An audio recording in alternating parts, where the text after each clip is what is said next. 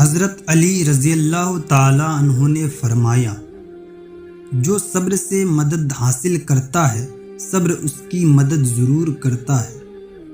صلہ رحمی کی بدولت اللہ کی نعمتوں میں اضافہ ہوتا ہے۔ صلہ رحمی مال کو بڑھاتی اور عمر کو زیادہ کرتی ہے۔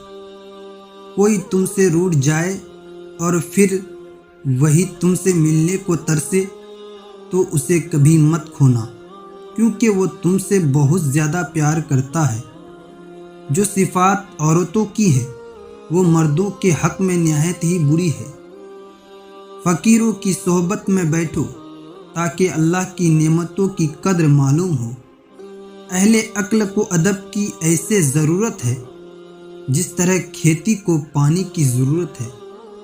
ظلم کا انجام برا اور خراب ہے، اور حرص دوستی کو ختم کرنے والا ہے۔